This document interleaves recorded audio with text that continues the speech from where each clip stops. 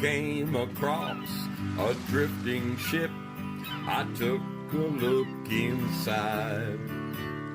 I found a note that someone wrote that said, take her for a ride.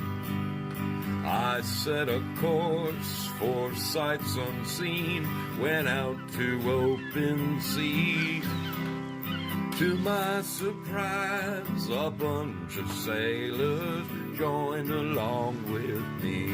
Now we're sailing on the mystery ship, and all the sailors here are really hip. There isn't any cost of membership. All you gotta do is join our trip. Yeah, I'm the captain of the mystery ship, and I'm a-calling all aboard this ship. I'm really hoping that you'll enjoy it up on the mystery ship. So bring a friend and come along with us aboard the mystery ship.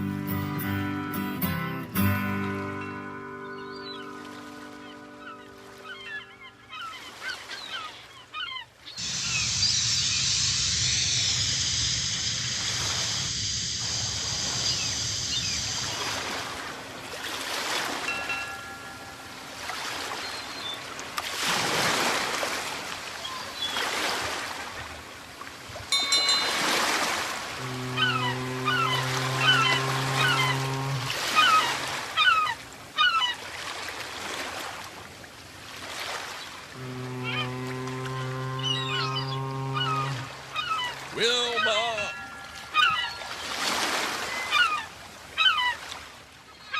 Calm down, girl. Calm down. Should be just the slightest little tickle of waves in the background. Good evening, my friends. How are you doing? It is your brother Zoe coming to you live from the corner of my garage once again. Oops, I'm missing some black light. There we go. A little bit more for it. I am glowing. I am absolutely glowing in this shirt that my brother gave me, Matty F&B. Thank you kindly, my man. Let's get a gander around the horn and make sure we're live everywhere we're supposed to be live. How about that? How about starting off the good old-fashioned way? There we have it. Secret Weapon, good to see you. Thank you kindly. Thank you kindly for your support, my friend. Very much so. We are live at Pilled Foxhole. We appear to be live. Hang on a second. Are we live at Rumble? Yes, it is. Yes, indeed, we are. We are live there. Hello, sailors. Hello, sailors. Good to see you over there. How about the Tube? Are we live at the Tube? Number 525. Yes, we are. Holy smokes, we got people pouring in. Denise, good to see you. Andy Social.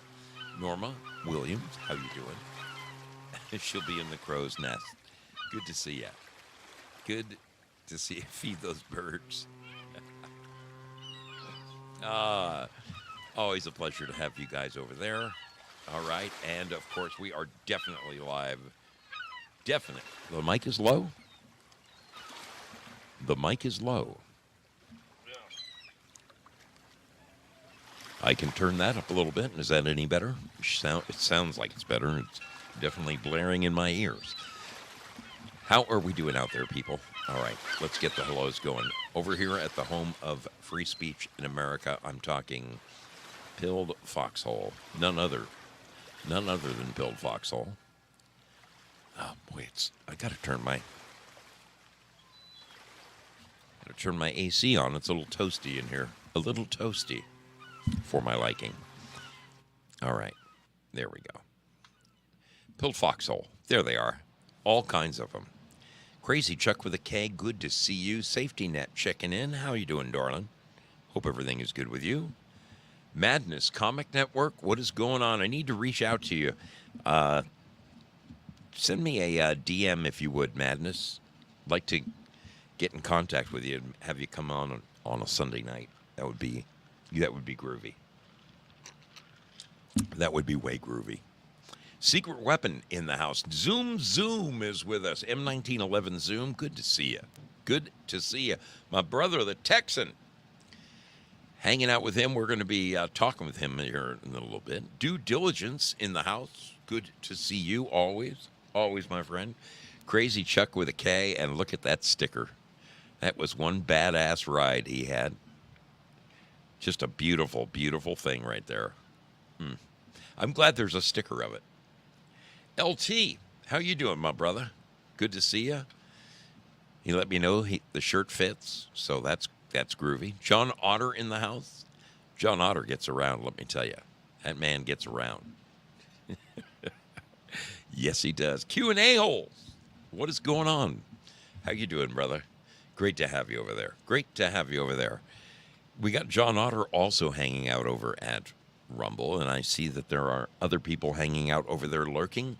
Rumblers, you guys are the future of this program, so my pleasure to have you aboard. Thank you for joining us. Thank you for being aboard the mystery ship this evening. Let's get back over to the tube. Denise is with us. How are you doing? Andrew Schroeder in the house. Good to see you, my brother. Norma Williams. She's waiting patiently for her new bag. And I did see your note. Even though the show was over, I saw your note about my putting a little something, something in the bag for you. I will take care of that. I will take care of that. Don't you worry. You get a little surprise to your surprise. How's that sound? All right. John Otter also at YouTube. That I'm telling you, that son of a gun gets around. John Otter is on the otter side. The otter side of life. I got to tell you, there's not enough rum. There's not enough rum in that cup right now to relieve my. I'm in a fair amount of pain this evening, people. My foot is killing me. I did what all dumb guys do, and I walked around on it a little bit today, like a dummy. Wait a minute, Gloria. Did I see a Ninjaghini come? I did. Praying for all those in the path of the storm. Gloria, and you were right smack dab in it. Thank you so much for your support of this program. In fact, thank you to everyone over there donating away. Bad Zoot, thank you for the ice cream. Willie Fix It with a lemon. Lynn Winters with 3 ice creams. Gloria and her Ninjaghini. She can't help herself. She just can't help herself, people. Thank you so very much, you guys. That's really quite phenomenal. T.L. Spud, good to see you. Great to have you aboard, my friend. Jayla17. She says otters are cute. Otters are cute. Have you seen John Otter? I told him he's got a face for television. He really does. He should have his own show. The man's a walking encyclopedia of botany. He could be doing his own show. I'm encouraging him to do so. Val Kimber, how are you doing? Good to see you. Willie Fix It coming back with yet another lemon. Thank you kindly. You know, I appreciate that so much. So much. Bad Zoot is with us. Great to see you, darling. Lynn Winters, how are you doing, little lady? Hope you're doing wonderfully. Gloria Paddock, of course. I did say hello to Gloria and thanked her for her incredible support of this program. Bunch of fine sailors hanging out over there in Lemon Land. I am always pleased as punch to see your smiling faces. Thanks for coming aboard. Thanks for coming aboard the mystery ship. You know, it takes a special type of sailor to come aboard the mystery ship. You don't find them on every street corner. But when you do find them, I'll tell you what. Not only are they good to find, but they look an awful lot like this right here.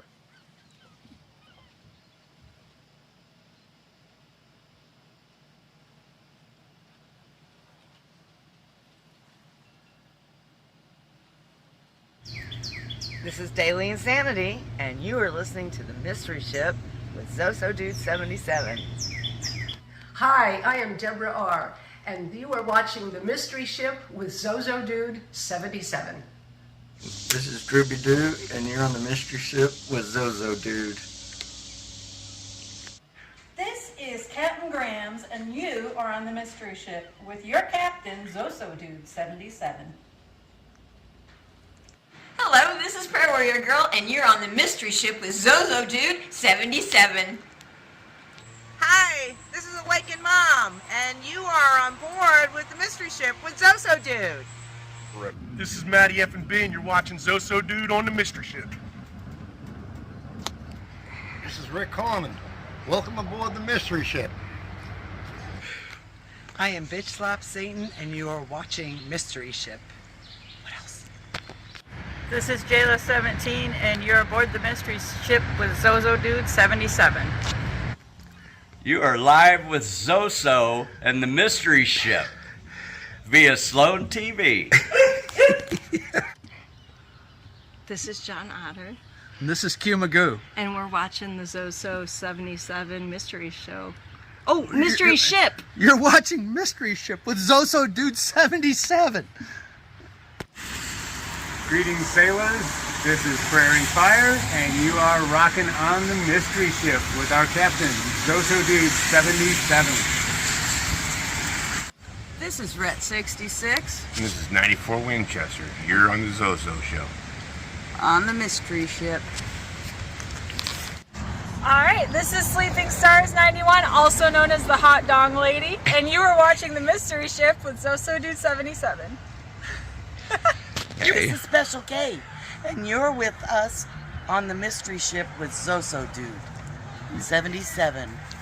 And he got Hey sailors, it's TL Spud from beautiful Clark County, Washington, and you're watching The Mystery Ship with Zoso Dude. Of course, this is the Batman, your favorite mustache superhero. And I'm here to tell you that we are on the Mystery Ship with our good captain, Zoso Dude. God bless everybody. Peace out from Batman.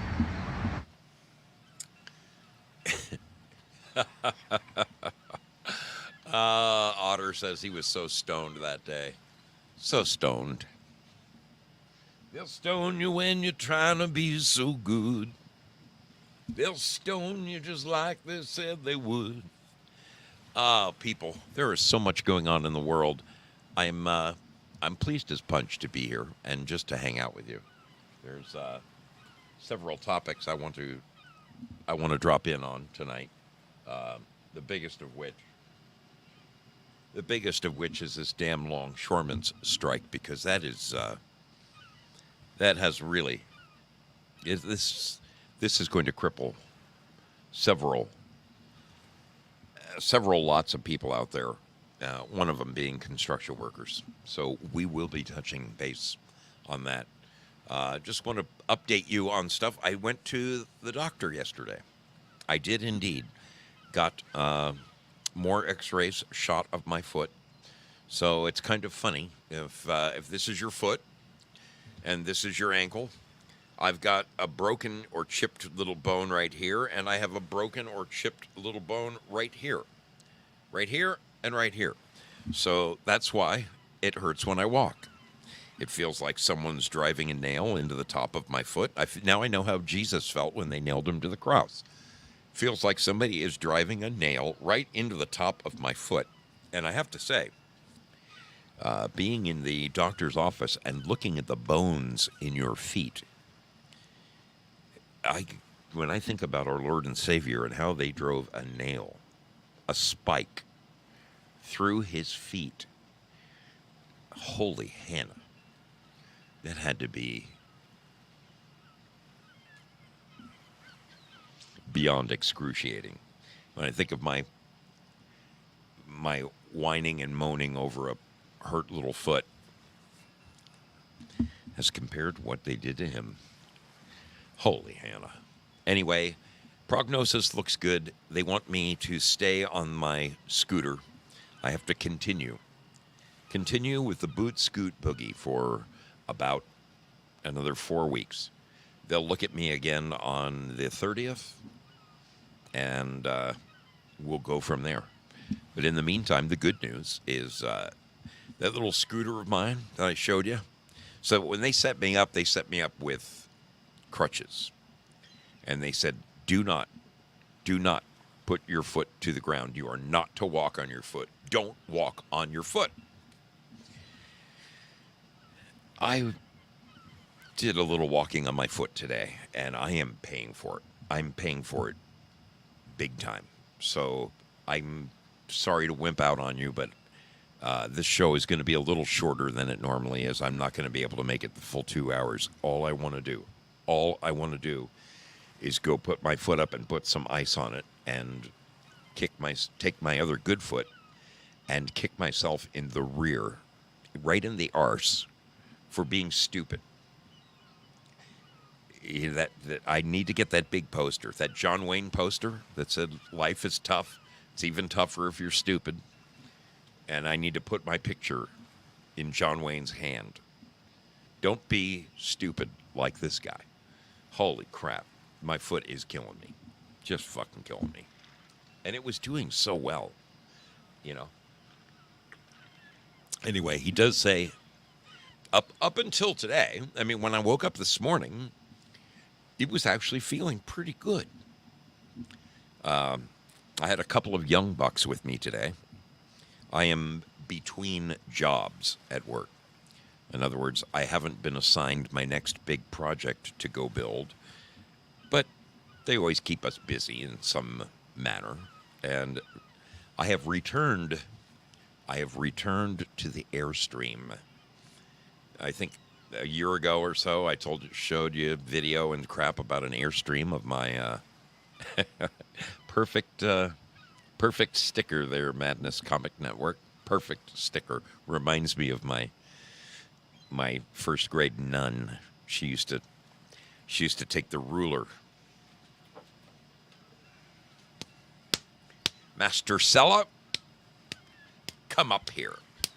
The yardstick. And she'd make you put your fist out, and she would just smack, smack, smack. Those nuns, I'll tell you what. They didn't mess around. They ruled. Those nuns ruled my classrooms with an iron fist. I wonder if I can find a picture of my nuns. Images. Sisters of Saint Joseph. Let's see. Let's see if I can find a picture of my nuns. There they are. Oh, there they are right there. Okay. Let me see. Open image in new link. Open image in new tab. Folks, these were my nuns. These right here were the nuns that taught me in school. This is exactly what they looked like. Let me shrink this down a little bit. Oh, yes. Oh, yes. The Reverend Mother, the queen of all the nuns, dressed like this. And then all the rest of them had a very, very long rosary. But you see the habit? This is the habit. That is the habit. And then this thing they wear up on their head, that has a name too. It starts with a C. What the hell is that thing called? What the hell is that thing called? The thing that they wear on their head. Man, this is the habit. My dad used to say, you can kiss a nun, but you better not get in the habit.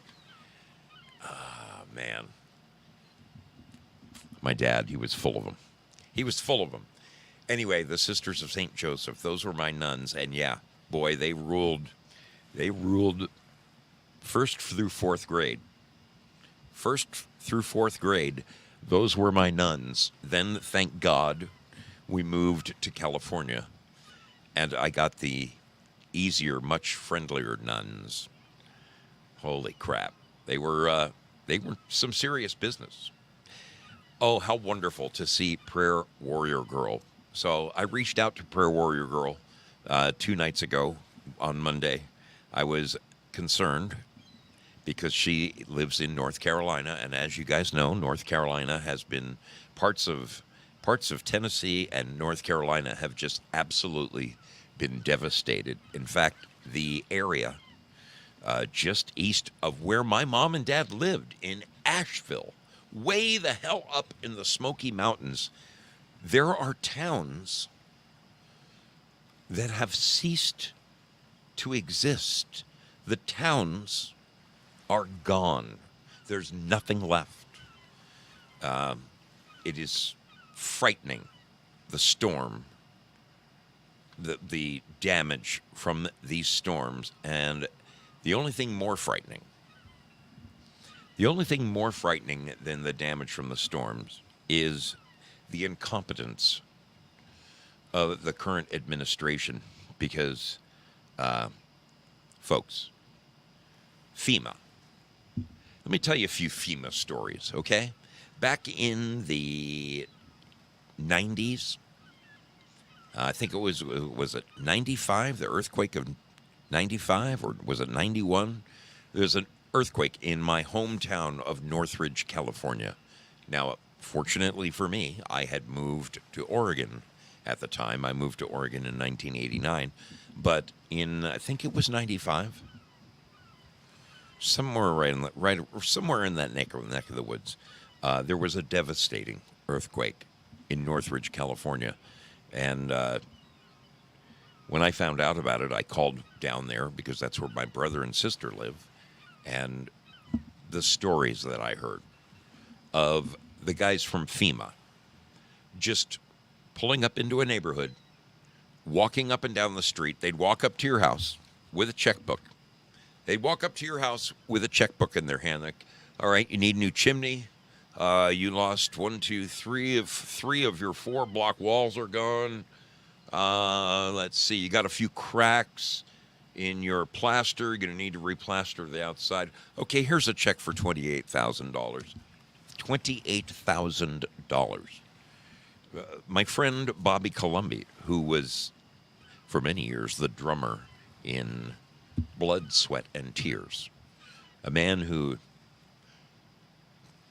doesn't really need the money, okay? He did very well for himself. Lives in a place called Hombley Hills. Hombley Hills is Beverly Hills on steroids, okay? These people know how to live. Bobby has a beautiful house in Hombley Hills, and same thing. He had a crack in his fireplace, his chimney on the outside of the house, and FEMA rolled up and handed him a check. I think he said it was something $22,000. They didn't even spend 5 minutes there. They just started handing out checks. Where are they on this one?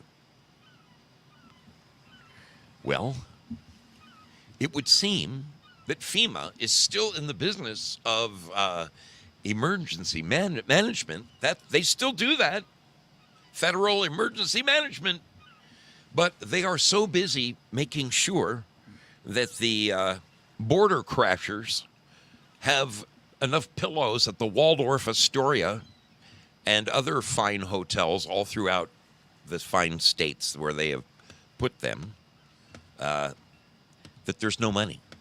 There is no money. Of course, we sent it all to Ukraine. And just 2 days ago, we sent something $860 million. But there's no money for the Americans who suffering from this unbelievable storm. And there are some questions about this storm. Now, I'm a conspiracy theorist to a point. And 25 years ago, back in 20 years ago anyway, back in 04, 05, when I first got awakened, I was looking under every rock, in every nook and in every cranny. I probably looked in your nook when you weren't looking. I'm not kidding.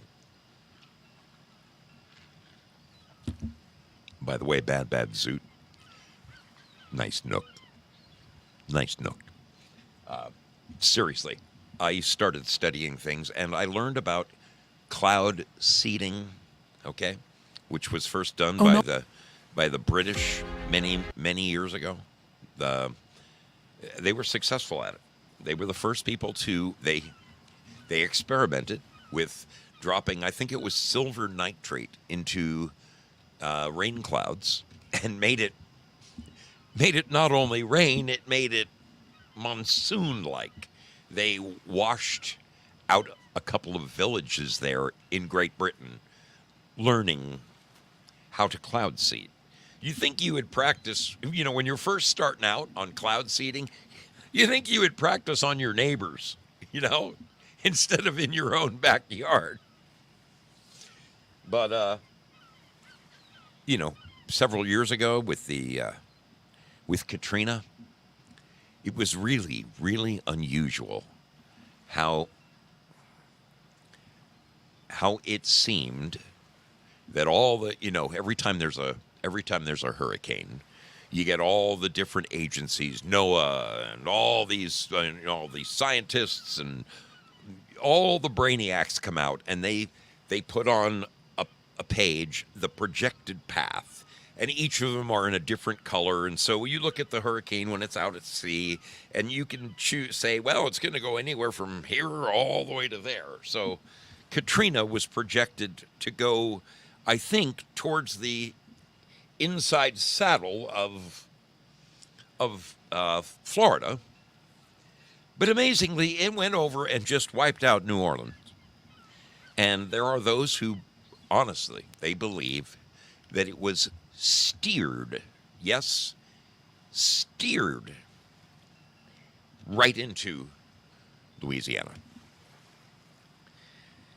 where the dikes overflowed and the damage was just unbelievable. My favorite part, about the whole Katrina exercise was when the feds went in there, because you always got the people who, no matter what,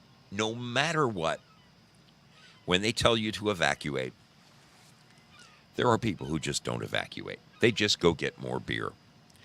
And it was one of the first times in my lifetime that I remember there being gun confiscation. They confiscated people's guns. And the remarks from, I think it was the Army, and also, of course, the, Anyway, when the feds went in there, they came out saying, these fucking good old boys they're better armed than we are. They got guns that we only dream of having, like, 50 cal machine guns and all the. You gotta love them good old boys, man. You gotta love them. Anyway, as I said, I'm not much of a conspiracy theorist when it comes to weather manipulation. I know for a fact that if they have the power to do it, they're not going to tell us. They're not going to let us know their capabilities. Otherwise, we could hold them liable. There was some very strange lasers that appeared to come out of the state of Georgia, and they intersected with another laser that appeared to come out of the South Carolina, North Carolina border, and where the crosshairs were, boy, it seemed to kind of pull the storm in that way. Do I know that this can be done? I don't. Do I doubt that it can be done? No, I don't. I really don't. But I am thankful to know that friends like Prayer Warrior Girl are okay. I met several people in that area. I've been through that area a number of times. And my heart goes out to those who really, really got caught off guard. People, this is, just yet another example of why prepping Prepping is so important to us, especially right now. Right freaking now with the longshoreman strike. Holy crap. It is, it's nuts. It's nuts. I work in construction. And let me tell you, 90% of the big stuff that we need comes from overseas. Taiwan has the largest semiconductor plant on the planet. Trump, when he was in office, gave out all kinds of money to try to get the United States to start making chips back here in the U.S. Right now, I think we make 25% of what we use, but semiconductor chips they're in everything. They're in these monitors. They're in these phones. They're in your television. They're in everything. And Taiwan is the biggest semiconductor plant on the planet. But also coming out of China and India, Pakistan, all of that. We import in construction things like those great big green boxes you see in the corner of your neighborhood, the transformers, okay? There are new buildings right up the street here. Right up the freaking street here was a brand new Chick-fil-A. Completely finished. They finished that building last April. They finished that building last April. It's the closest one to me. I used to be kind of partial to Chick-fil-A until I saw Jay Gulanello quite frankly, and boy, they carved Chick-fil-A a new one.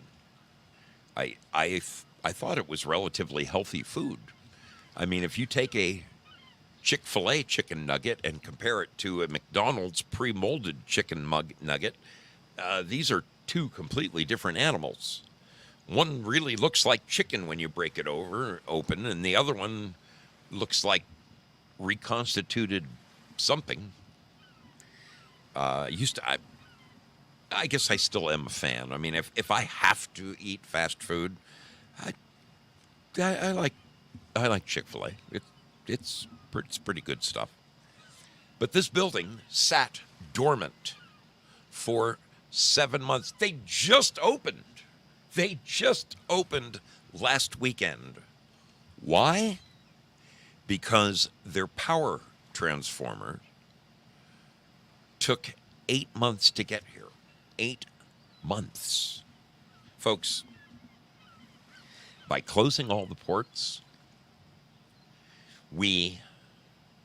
this is going to put an ass whooping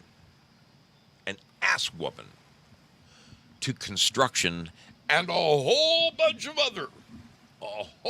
bunch of other disciplines will be severely affected by this. It is, man, I really don't know what the hell we're going to do. So much. They decimated the U.S. steel industry. It's freaking non-existent anymore. I mean, we still make stuff here, but we make stuff here with steel that we import from China. When it used to be made in good old Pennsylvania, it used to be Gary, Indiana, that whole area was Steel City. And it's not. Like that stupid Bruce Springsteen song.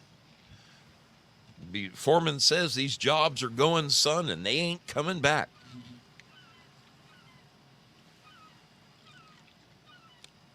It's fucking true. We are going to be in a world of hurt if this lasts for any great period of time. And what perfect timing, too. What perfect timing for it to happen a month before the election. Of course, wouldn't this be a prime opportunity for Kamala to show us her stuff, see what she's got? You know, she can come out right now and show us her negotiating skills, and get right in there with the be a mediator between the unions and the company owners, and get it all put back together, patched up. Isn't that insane? Girl Patriot, thank you for your support of this program. I appreciate that very much. There's somebody else, C. Blanche, very much appreciate your help. Golden Crisp, good to see your smiling face, little lady. Did I see you, Golden Crisp? Yes. She's a 70s baby. Got the pump soap mouth washed out. You didn't get the bar of soap? Oh, man, I got the bar of soap. Ivory. Good old Ivory. Pure, clean. Look at that. Oh, my God. Zoom. That Kamala.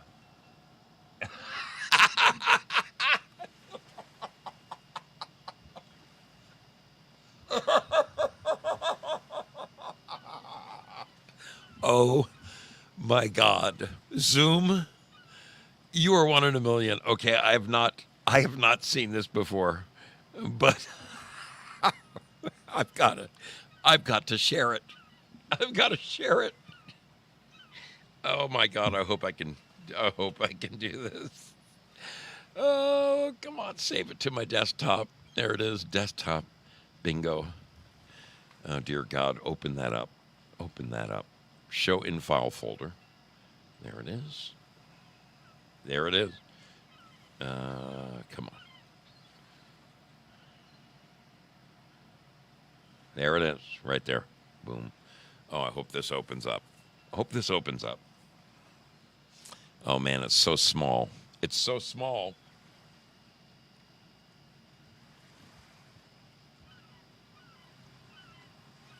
I hope you can see this. There's Kamala. Over 1 billion served. She's wearing her McDonald's skirt.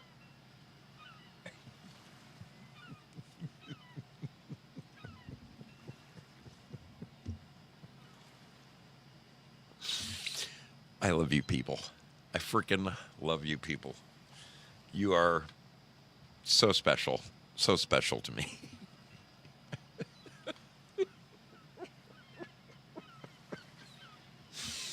Oh my God. Who is that? Who was that? Zoom. I swear to God. Hey, Golden Crisp, does the shirt fit?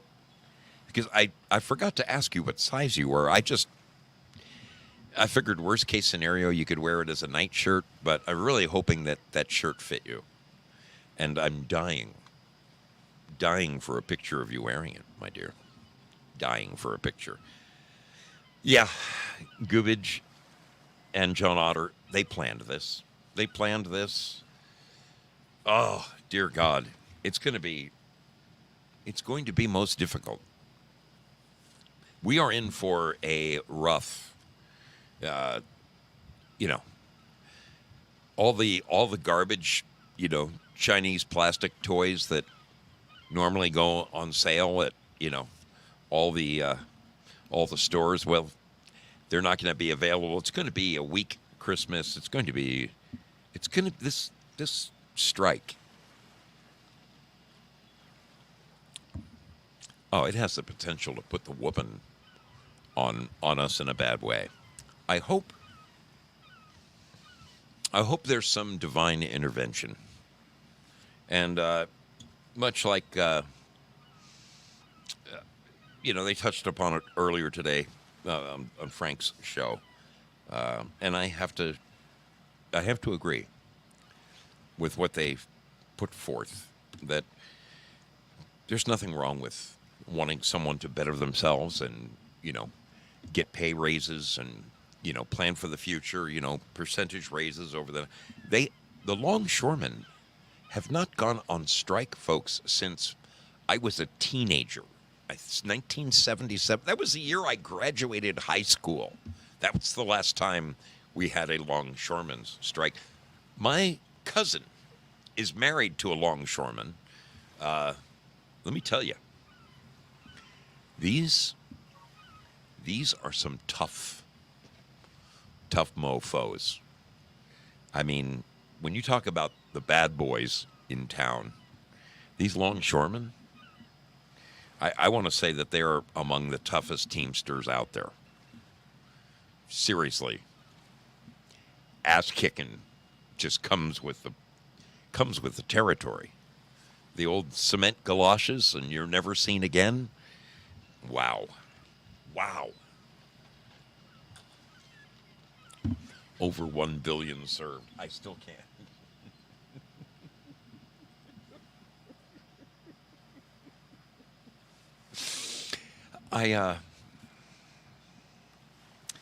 I've been looking into what it's going to take for me to go down on Election Day. I've been checking the Oregon Code. So they've got very special words regarding elections in Oregon. And I wanted to go down with a tally notebook. I'm going to have a shirt printed that says exitpolls.com in huge letters so you can see me from 100 feet away. You know why I'm standing out there with a clipboard. Because in the state of Oregon, the only way you can vote is by dropping your ballot in a mailbox, or the way that 90% of people do it. They don't send it ahead of time. They don't send it ahead of time because then it could be found and thrown away or shredded. But if you vote on Election Day, you got the best chance of having it kind of stick around, if you know what I mean, in a blue state like Oregon. Anyway, what we do have is a gigantic, it's the biggest looking mailbox you've ever seen. And right here in Medford, you drive down West Main Street and you pull up in front of this enormous box and you drop your ballot in there. So I looked up, and as long as I am standing more than 100 feet from the front doors of the building, I can do whatever I want. So I'm going to be out there on Election Day, and I'm going to talk to all of the drivers, because everybody drives up and drops their vote. Nobody gets out of their car. Nobody parks their car, gets out of their car, and goes over and drops it in. And if you think the line is long at In-N-Out, honey, you don't know anything about waiting in a car line except on Election Day, because the line is over half a mile long, going all the way down Main Street, clear into the center of downtown. But I'm going to be out there, and I'm going to take tallies, because I want to know. I want to have my own exit poll that is believable. And I'm going to publish. I'm going to publish the results at... They stop collecting ballots here in Oregon at 8 o'clock. By 8:05, I feel very strongly that I will be able to go to YouTube and drop my information and say, this is what I found. And then I will list percentages. And I feel very strongly that Jackson County, where I live in southern Oregon, we are the first county over the Oregon border, the Oregon-California border. I'm telling you, this place is as red as Santa Claus's suit, okay? We do have We do have some nutters out there. They do. They're out there, and they're in pockets. We have just little select cities, and you know the type. These are the ones who have like a shaved head. It's shaved all the way to here, but then they have long purple hair on this side, and they're normally men who wear lipstick. Those are the Kamala voters. It's crazy. It's crazy. We're going to take a short break here. A short break. I have an intermission video. And then I'm going to open up the phones because I'm interested to hear your thoughts. I'm interested to hear your thoughts on this longshoreman strike. Do you think it's going to last long? Do you think they're going to get it over and done with quickly? What are your thoughts? Your thoughts do interest me. In the meantime, those of you who have about a little time on your hand, you got like 2.5 minutes. 2.5 minutes to enjoy this break, to take the dog outside, to run and use the restroom, whatever you got to do. We'll be back in 2.5 minutes on the other side of this here video. Why do we sail upon the mystery ship? 'Cause we never know where we'll go next.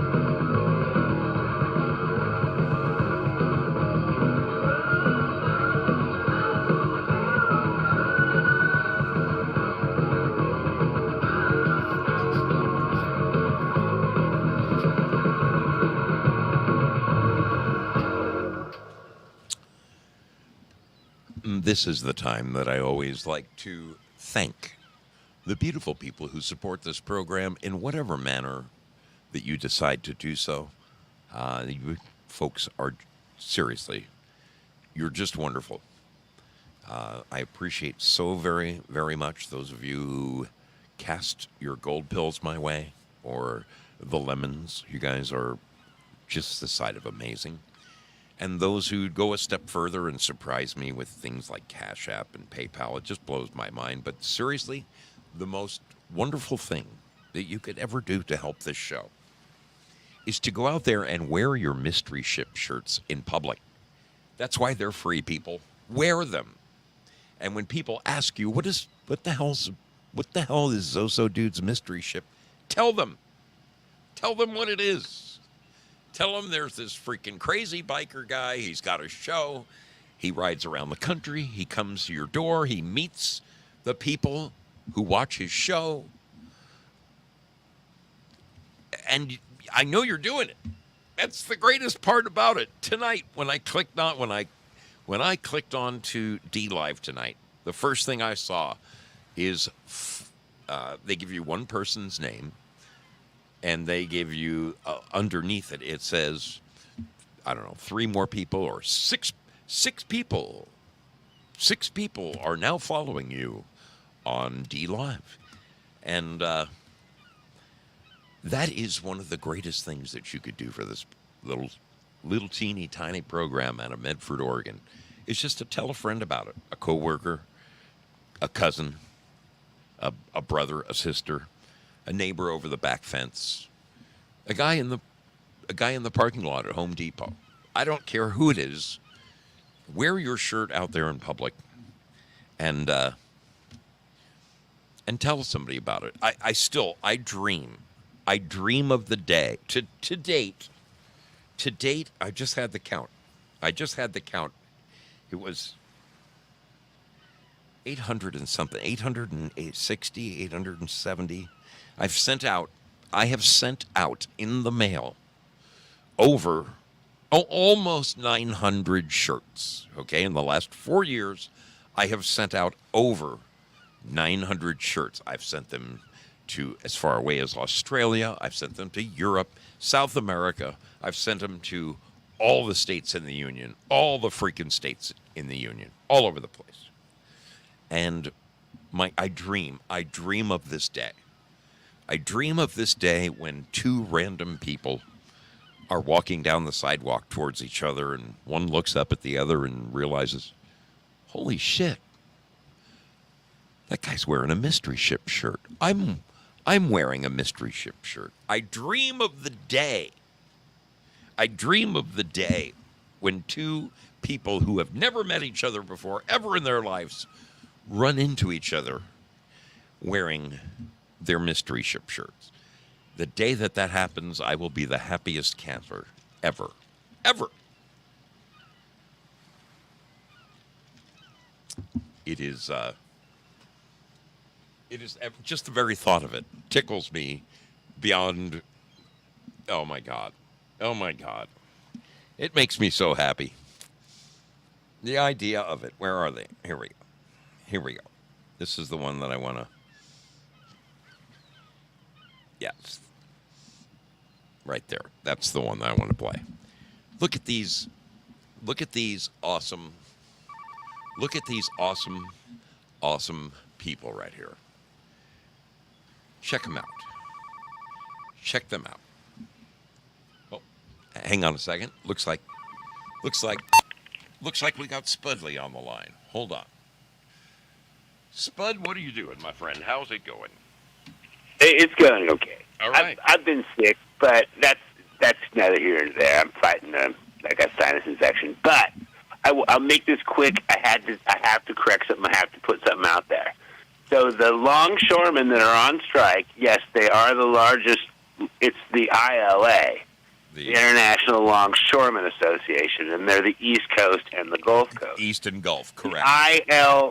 The ILWA, which is the International Longshoremen and Warehousemen Association, is not on strike. But they did go on strike last year. Not all of them, but the British Columbia ones, the same union, even though it's a different country.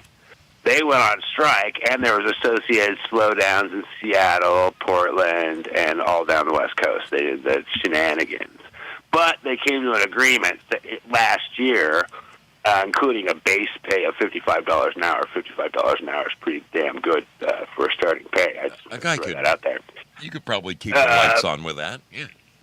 Yeah, you probably can, but these guys are making a lot more than that. And I mean, I've watched these guys. I mean, dude, these guys are professionals. It's not like they're, you know, they do have skills and they are getting it done. It's a very dangerous job or whatever. But what's going on over there? What I'm saying is the stuff from China is still coming in because the stuff from China comes into the West Coast. I just wanted to throw that out there. From Long Beach and the ports. Well, yes, and here in Vancouver, you know, the Portland ports are all shutting down. They are shutting down the Port of Portland, basically. In to solidarity with their brothers, or No. I mean, before all this happened, I mean, it's just not economically viable. Portland. Oh, they're closing them permanently. You're saying they're closing the? Yeah. Oh, yeah. It's gone, dude. It's gone. Wow. All of the ports. Vancouver is the largest grain exporting port in the world. Did you know that? Vancouver, Washington, not Vancouver, British Columbia, but Vancouver, Washington. We export grain to the world. Wow. And they just can't compete. We bring in a lot of stuff here. We bring in all of the Japanese cars here. Except for the ones that come to Long Beach. So all of the northern West Coast Japanese cars coming through Vancouver. Long they just Beach, reached an agreement and they're happy.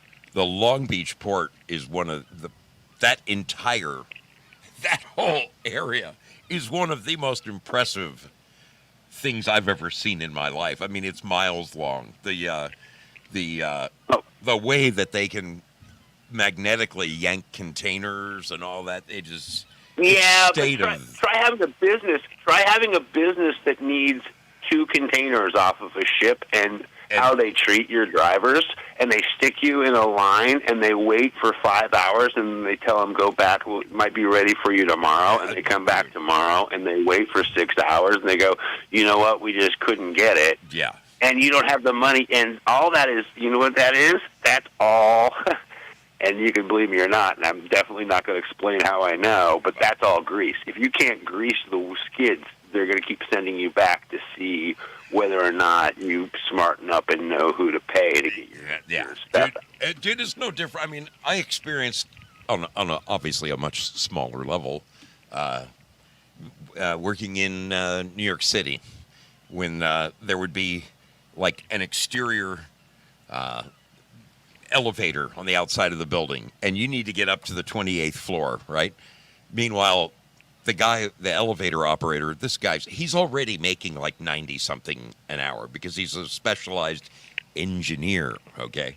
And you show up with you got your little pull cart full of tools, and you need to get up there, and dude, unless you slip this dude $40, you'll just ride that thing up and down and up and down. He takes care of all his buddies, the guys that he knows, But if you're a newbie walking onto the site, man, you better bring a fucking pocket full of cash if you want to get to work.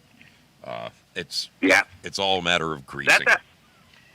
That's how the whole world works, and most people have no idea. That's how the government works. I mean, how the government works on a local level is how it works on a state level, which is how it works on a national level, and it just gets bigger and bigger, and you see, I've just seen too much. It's all corrupt. It's got to go. I will let you go because I'm going to start coughing, but I just had to set that record straight about there's 2 unions. Oh, thank God. Yes. Strike. Beautiful. All right. Love you, man. All right, later, brother. All right. Bye. Get a look at these beautiful people right freaking here. Hello, Foxhole. How y'all doing, fam? Good to see you hanging out with Zoso, dude. You know who he is. You wouldn't be seeing this right now, so... Cheers to you, my friends. Uncle Krusty says hello. Peace out. Hi, this is Judy the Lady Pug, and you're watching The Mystery Ship with Zoso Dude. This is Tanette Booth, and you are watching The Mystery Ship with Zoso Dude. This is Salty and Nuts, and you're watching Zoso Dude on The Mystery Ship. This is a Biblicist, and most likely you're going to hell, but not if you watch The Mystery Ship with Zoso Dude. This is Ryan, our Cloaked Unseen World, and you're watching The Mystery Ship with Zoso Dude. Hey, this is Leonard with the Shit Show, and you're watching The Mystery Ship and Zozo Dude 77. Enjoy. This is Sheree Maddox from LJ, Georgia, and you're on The Mystery Ship with Zoso Dude 77. Hi, everybody. This is Vicki Holyfield, and you are watching Zozo Dude 77 on The Mystery Ship. This is Friendly Gator from St. Petersburg, Florida, and you're on board The Mystery Ship with Zozo Dude 77. Hi, it's Jolene, and we're watching The Mystery Ship with Zozo Dude. This is Gloria Paddock. You're watching The Mystery Ship with Zozo Dude 77.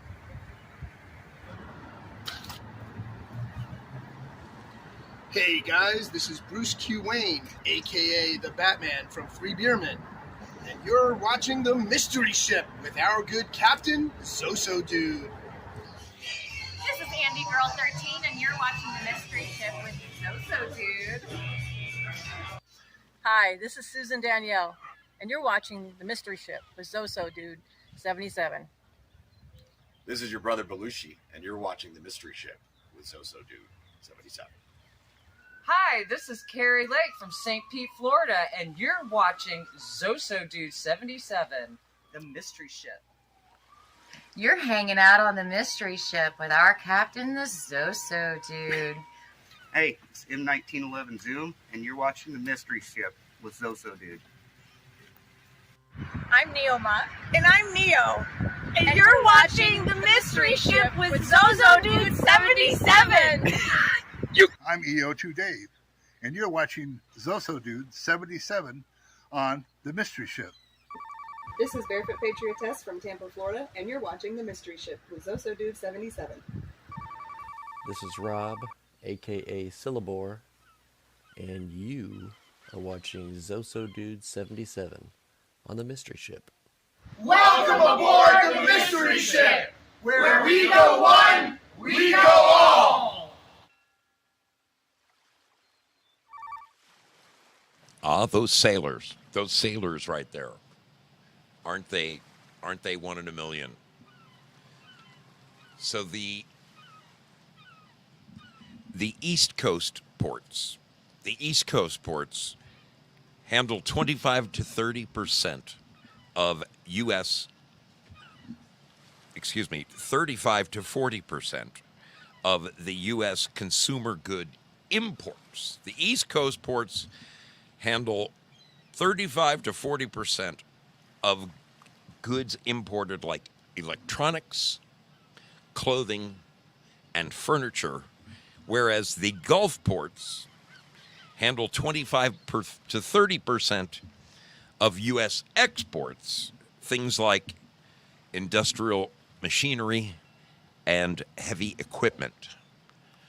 So it's going to affect us coming and going. Our companies aren't going to be able to export their goods at the same time as us not being able to import goods, especially the things that we're going to need, say, around Christmas time, all those TVs.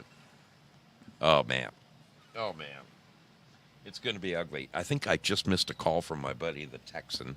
Let me see if I can ring him back. There it is. Do it. Redial. Damn it.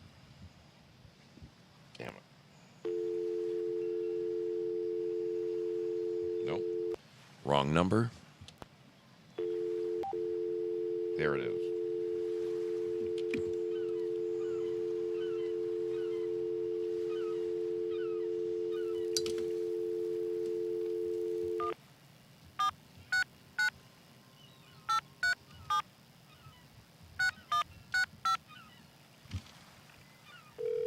There it is. There is the connection. Howdy, Hollis. I got you loud and clear. All right, man. Yeah, I'm glad you brought this subject up tonight. We talked a little bit earlier. Everybody out there knows my background as a union member. I've worked on both sides, union, non-union, even as a an individual that owned his own truck, and I've got a pretty good understanding of transportation since I've been doing it for over half my life. 33 plus years, and dealing with the ports and all the stuff that's going on. There's a lot of things that are missing out of these reports, man. I want to say that first. And who was that? Was that Spudley that called in earlier? Yes. Yeah, and he was talking about that's not the Teamsters on strike out there on the it's the longshoremen. He's absolutely correct. The ILA. I want to say something first. I want to start this conversation off real quick, so by saying the guy in charge up there, Harold Daggett. That guy's got an agenda, brother. I'm telling you right now. I would be embarrassed. I would not want him being the face of the rank and file on the mainstream media for us. This dude, I think there's something wrong with him. I watched his interview, and if you go back and you watch his interview, it's all I, me, I will shut this place down. It's going to be me that does it. It's all about him, and then not about the rank and file, which is not a very good look on the people that are out there, with their lives on the line. You know what I'm saying? Have you seen that interview? Yeah, I've heard both good and bad about him. I know that the media is, of course, painting him to be, the devil's own. Interestingly enough, a guy called into the Quite Frankly program last night or the night before, and the guy is a longshoreman, and I guess that guy is his. That's their rep, and the president. Yeah. This particular longshoreman, actually spoke favorably of the guy, saying that he does have the little guy's interests at heart. I can't say personally that I've seen enough to, weigh in one way or another, although I certainly have been hearing this guy's name quite a bit in the last week. I don't know which way to think on him. Have you looked into him at all? Oh yeah. Yeah, I've been. Of course I have, man. I mean, I'm a proud union member. I'm a proud Teamster. But my issue is me being me. I've always called them out when they were full of shit. But I support the men and women. The rank and file I always have, and I support the cause. But when you got somebody like Harold Daggett up there, he's obviously loving his 15 minutes of fame. Okay, obviously. It goes to some people's heads, sure. Yeah. Yeah, and I don't think he's the right guy to lead this, but I'm not a longshoreman. Right. I'm a Teamster in freight. That's just my opinion of what I see of the guy and how he comes off to me as a union member. All right? Now, I think there's an agenda there for him, and I think it's more for him than anything. Now, I'm going to say that to say this. Folks, you got to understand, these are 6-year contracts, okay? So 6 years ago, whatever the political winds were and economic conditions were, that's what they based their contracts on. And they're looking 6 years down the road. So they have to negotiate 6 years down the road. When you hear on the mainstream media that, well, oh my God, they're asking for an 80% pay increase. Well, I got two things to say about that. When you're like Donald Trump will tell you, he even wrote the damn book, The Art of the Deal. When you're in negotiations, you don't put on the table what you want. Okay, you start with the stars and you settle for the moon. Right. If you shoot for the stars, you just might hit the moon. Yeah. Right. Exactly. So you start way higher, and then there's something to compromise with and work down. Now, these companies, 400 billion with a B in profits. Okay, 400 billion in profits, and they're going to make even more and break those records. All right. So now you look at the longshoremen out here, the men and women that are out there fighting to put food on their table. The mainstream media is forcing this down your throat that it's about money, about money. They always say it's about money. I want you to do me a favor, Zoe, and everybody out there. Go to YouTube. Look at these news broadcasts that are out there on the lines. I want you to show me one person You might find one, maybe one or two. But out of all of the broadcasts out there, what do those signs say they're holding? It don't say a damn thing about money. It's talking about automation. Yeah. They don't want to lose their jobs to robots and stuff. And I'm going to tell you, that is a game that those companies are playing. Okay? These are human beings out there. Do they make good money? Yes. Do they deserve this money? Yes, they do. They absolutely do. Right. Okay? You look at the economic times right now. I saw, who was it, Empress. Maybe they make $150,000 a year. But what was $150,000 a year 6 years ago? They weren't making it then. No. They were maybe making 110. Okay, that's still a good living, right? It's dangerous ass work, as you, I'm sure you have picked up stuff at the docks in your life. It's yes, yeah. Okay, let me make this point too. So you're looking what they're looking at in these negotiations 6 years down the road.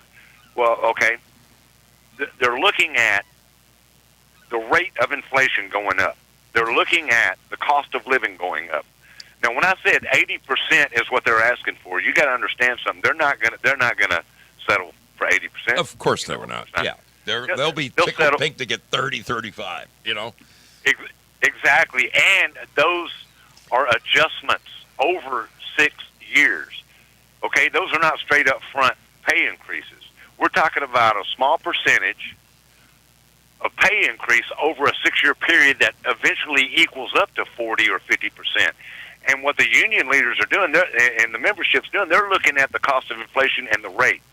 Okay, what's it going to cost 6 years from now, from this point here, at the rate that we're going with inflation and the cost of living? Does that make sense?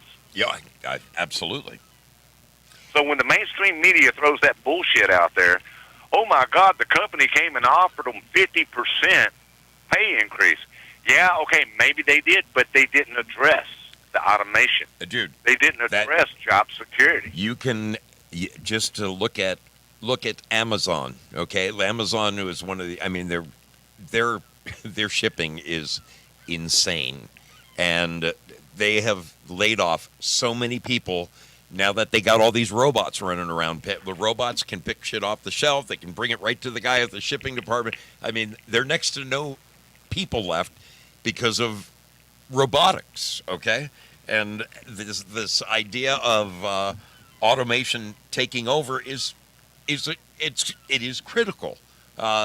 Just with the advent of the scanners at your local supermarket, right?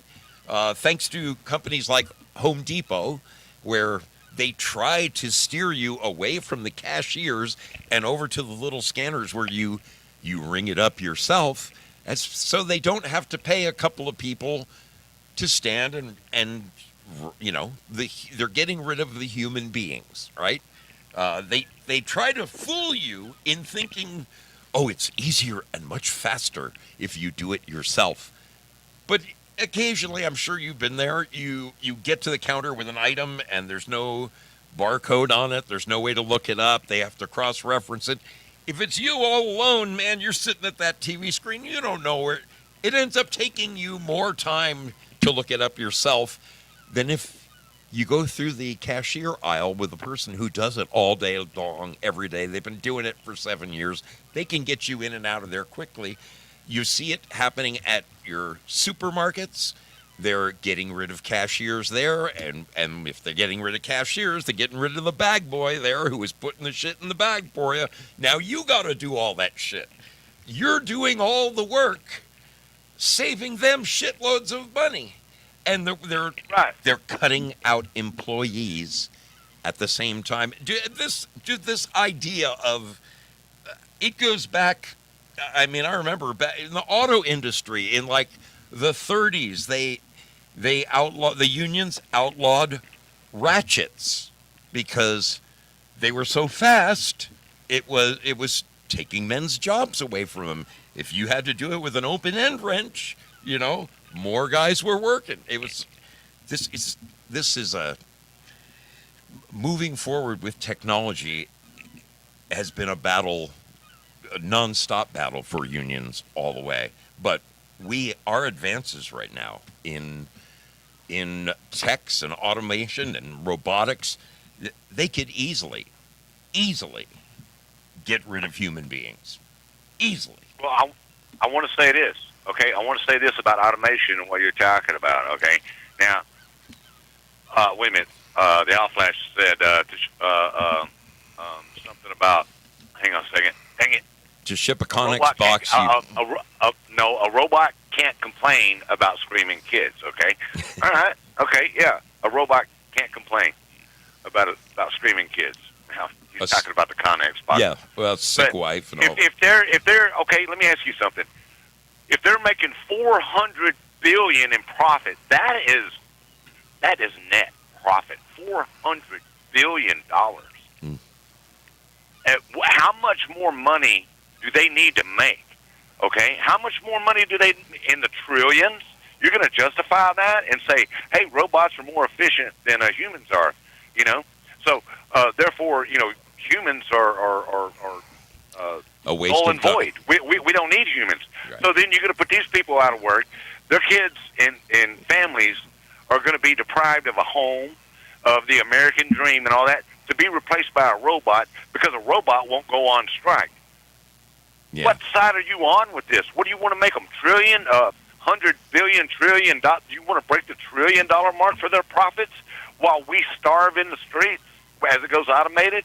That's what they're fighting. This is a human rights thing at the same time, brother. Do you see what I'm saying? Oh, dude, just more so than just the dock strike itself, the trickle down from this.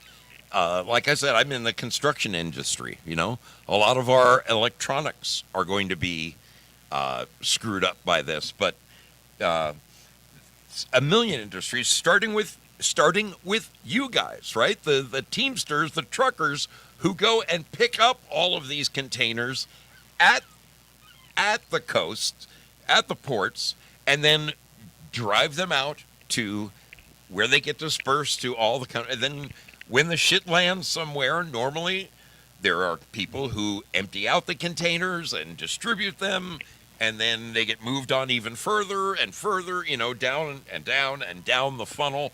This is going to affect all kinds of people, not just the next domino down. There's many, many, many dominoes connected to these port strikes. It is. It's going to be. It's going to be fucked up for Christmas time. Yeah. I agree with you. Okay, and now I don't know how long the strike is going to go on, but I want to say this. Okay, there is a very political aspect of this happening.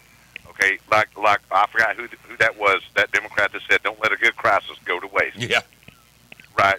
So they saw this coming. Okay, here recently, the storms are an opportunistic crisis for them to take advantage of.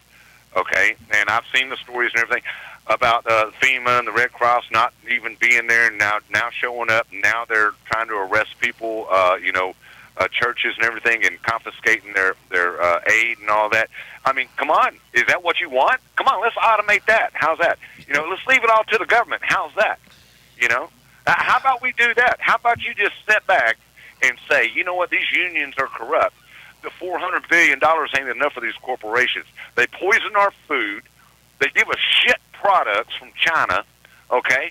Everybody bitches about these big corporations running our fucking governments, but whenever a union where 45,000 union workers stand up to protect their families and their jobs and their livelihoods, then all of a sudden they are the evil ones. Yeah. What the fuck are we talking about here, dude? You are preaching to the choir, of course. Yeah, it is. This could be a really screwed up mess right at the worst time of the year, man. I mean, this is normally when we got, you know, Halloween turns into Thanksgiving, turns into Christmas. You know, this is supposed to be like the good family getting together time of the year. You know, it's getting cold outside, so everybody's nestled together inside the homes around a warm fire, and, you know, big dinners and all that. Dude, a lot of imported foods are something that get imported. alcohol is something that gets imported that's going to be a well, I mean, it's not the end of the world, but it is a biggie. We import a shitload of alcohol. Things like bananas, the fruit from South America and all that comes in down there. This is gonna put a hitch in our giddy up. There's no question about it. But fucking lumber, okay? Clothing. All the clothing is made overseas now. Absolutely. By slave labor. Everybody's against slave labor, so they say they are, but now, see, this is what drives me nuts, though. I mean, I know I'm going on a little long, but this really drives me nuts. How in the fuck can you take the position of unions are bad, let these corporations run these businesses how they want to? Till what? We're in fucking camps? Until we're in camps? Is that what we're talking about? Like it was back in the 1910s, 1920s in the coal mines, whenever the companies had total control over the workers to where they built communities, the company did, and to work for the company, you had to live in their communities, you had to shop at the company's store, and you didn't even get American currency. You had to use company currency. Is that what we're going back to? Is that what you really want? You see what I'm saying? Yeah, I hear because that's what the Democrats want. That's what the Democrats want. And this dude right here, this Harold Daggett, I think he's got an agenda, and he's not in the best interest of the rank and file, okay? And I believe, like you said earlier, you nailed it, dude. You nailed it. When you said that I think there's an agreement already made between this president, because he is a Democrat, he is a liberal, and I hate that shit. The rank and file, for the majority, are not. Yeah. But he's made a deal, and Kamala Harris is about to shine like a diamond in the rough, baby. That deal's already made. They're going to let the strike go on. They're going to hurt the people. They're using this hurricane, okay, and the devastation there. No. And they're going to take the blue-collar worker, you and I, and they're going to try to make us look like fools. Kamala Harris is going to step in and say, hey, look what we did. Oh, man. Yeah. They'll solve it 2 days before the election, won't they? Oh, man. It'll be just long enough to boost those ratings up. You nailed that, dude. You did nail that. And I want to tell you who the most pro-union president we ever had is, and that's Donald J. Trump. Donald J. Trump dealt with the Teamsters to help build New York. Donald J. Trump knows the importance of union labor, okay, and making a good living. That man knows, and they're about to try to outshine him with this bullshit that's happening that's pre-planned, okay? And that's all I got to say about that. I hear you, buddy. I hear you. Hey, we have a tendency to pray for people who are in need. I hear you are going in for heart surgery tomorrow. Is that still on the... I am all amped up. Here I am all amped up the night before. I'm up walking around in my little studio here, pacing back and forth. Like a caged leopard. Yeah. They're doing, another couple of stents? Is that what are they doing to you tomorrow? Yeah, I've got to go in the morning and have 2 more stents placed.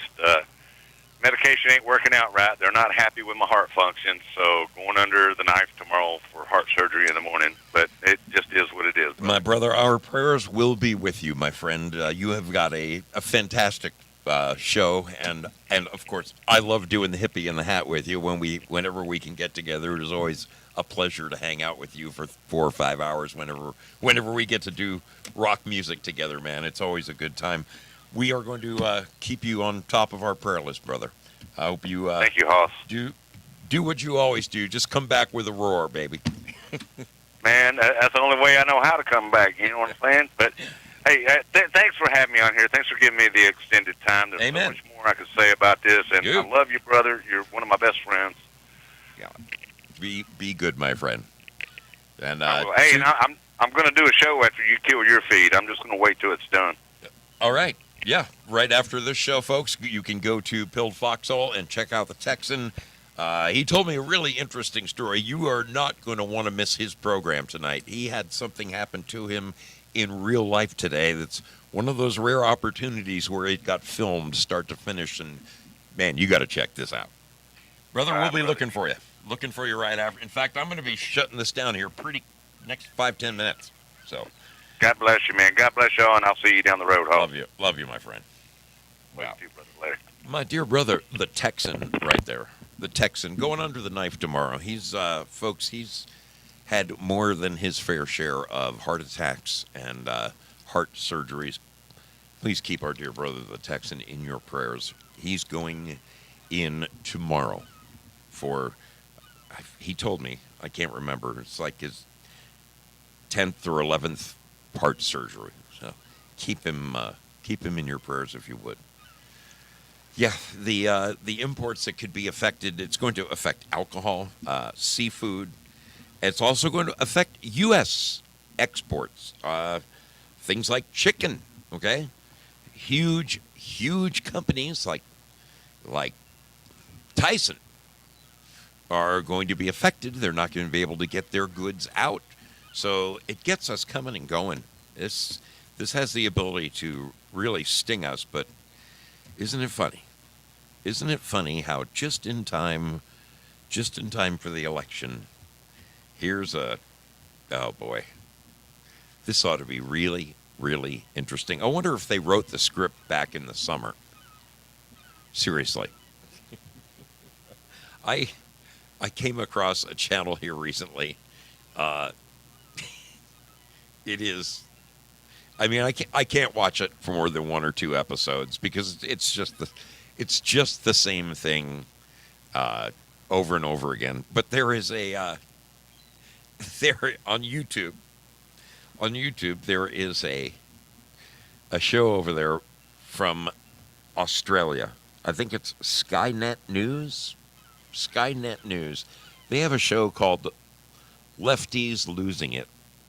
And this woman who is the host of this program, every time she does this show, she just seeks out those choice pieces of videotape that just really leave you scratching your head.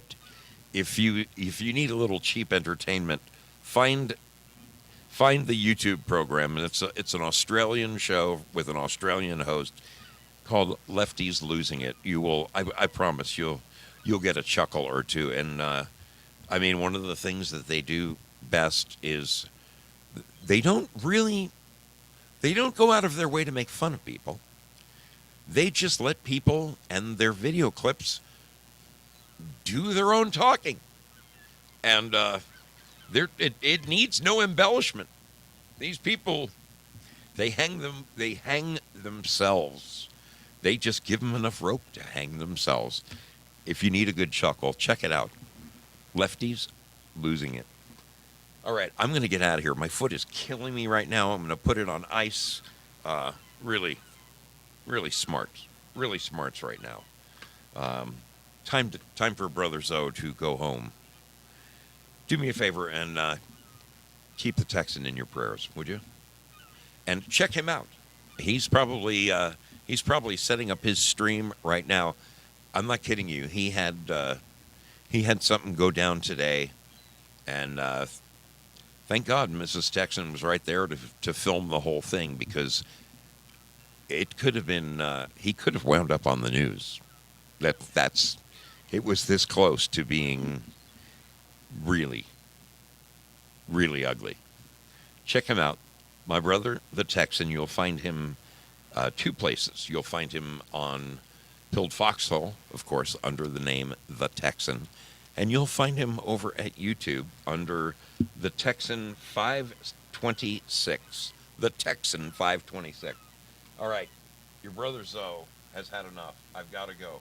My leg's killing me. I can't take it any longer. I'm going to sneak on out. Let me release the gold pills, and let me release the scratching.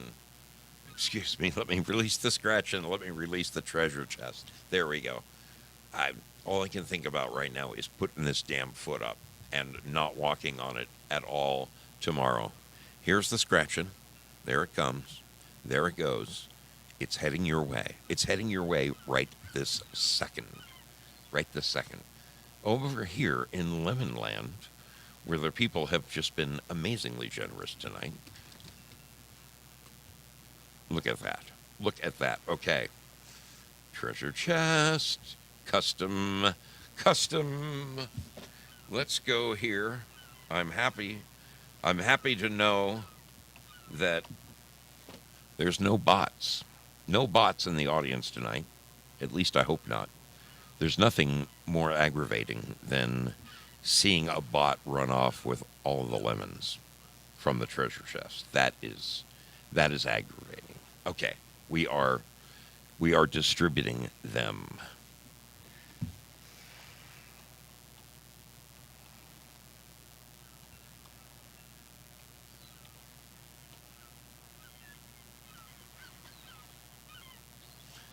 There we go. All right, it's coming your way, people. It should be showing up any second. Wait, did I miss it? Did I? Okay, there it is. There it is. TL Spud on top of the heap. Bad Zoot right on his heels. Gloria Paddock. Lynn Winters. Jayla 17. Way to go. Way to go, my friends. That is phenomenal. That is phenomenal. All right, we're sneaking on out. We are sneaking on out of here. Boogieing down the road. Have a great night, everybody. Your brother Zoe has got to get, I got to get off this foot. I've just got to get off this freaking foot, and I got to do it right now. Ice is coming. Ice is coming. Have a great rest of your week, people. We'll see you on Friday. We're over the hump, baby. Over the hump. God bless, my friends.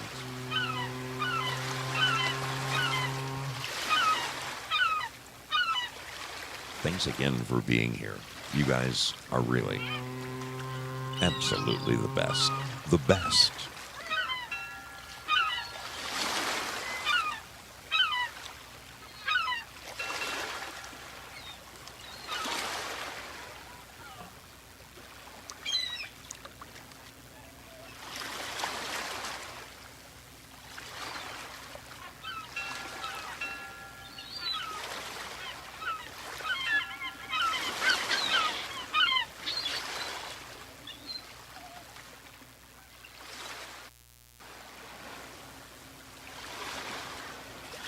Great idea. Is the Texan up? Is he up and running? We'll just raid him. There he is. Daughter, she's hot, she's cold, and she's mean. Okay, so I have to go back to this page. Where's the raid thing? Where's the raid thing? Oh, it's back on my page.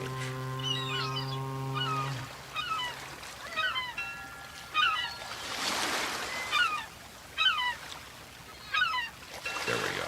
There it is. Set raid. The Texan. Boom. Great idea. Is the Texan up? Is he up and running? All right. Good. There we go. Good idea, Mad Code. Good night, everybody. Have a wonderful, wonderful rest of your week. Much love out there to all the sailors.